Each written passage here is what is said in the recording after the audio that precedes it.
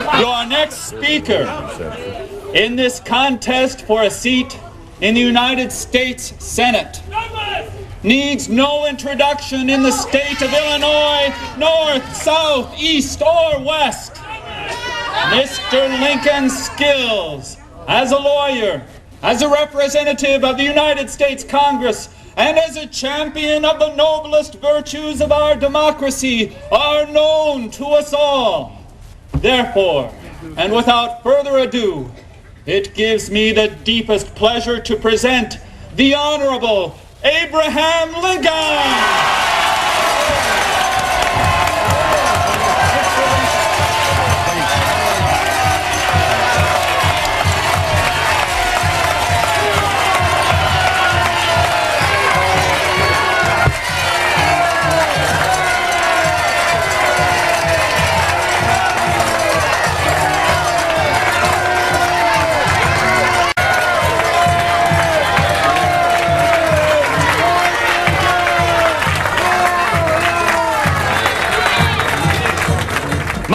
Fellow citizens, a very large portion of the speech that Judge Douglas has just addressed to you has previously been delivered and put in print.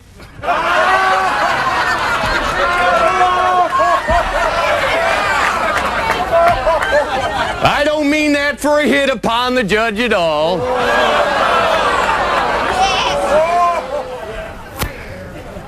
The judge has also detained us a while in regard to the distinction between his party and our party. His he assumes to be a national party. Ours a sectional one. Yeah, that's right. That's right. He does this in asking the question whether this country has an interest in the maintenance of the Republican Party. He assumes that our party is altogether sectional. That the party to which he adheres is national. Yes. And the argument is that no party can be a rightful party, can be based upon rightful principles, unless it can announce its principles everywhere. That's right.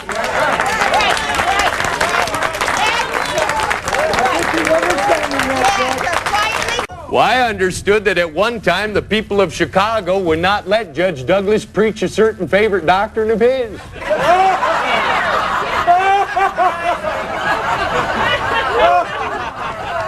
I commend to his consideration if he takes that as a test of the unsoundness of what he wanted to preach.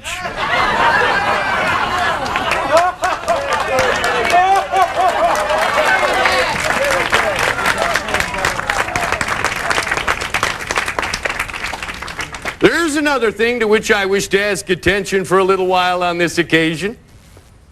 What has always been the evidence brought forward to prove that the Republican Party is a sectional party? The main one was that in the southern portion of the Union, the people did not let the Republicans proclaim their doctrines amongst them.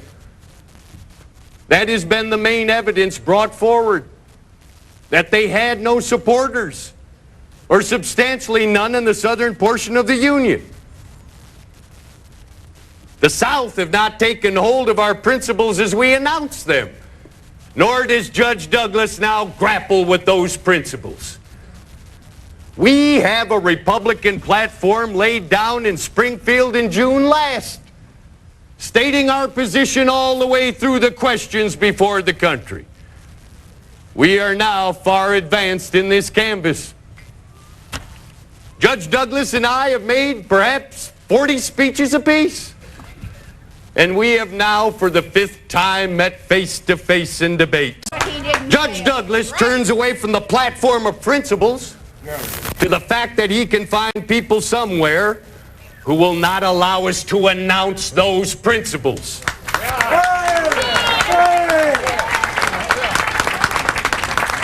If he had great confidence that our principles were wrong, he would take hold of them and demonstrate them to be wrong. But he does not do so.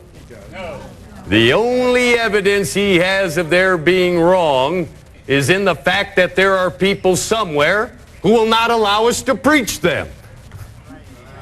I ask again, Is that the way to test the truth of any doctrine?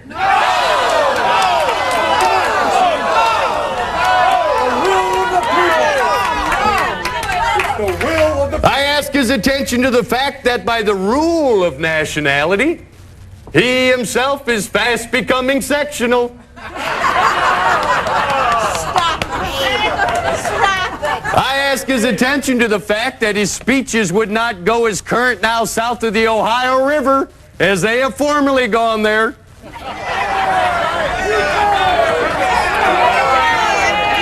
I ask his attention to the fact that he congratulates himself today that all the Democrats of the free states are agreeing with him.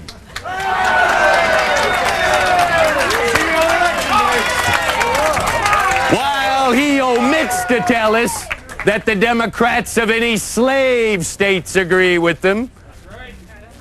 If he has not thought of this, I commend to his consideration his own declaration on this day of his becoming sectional too.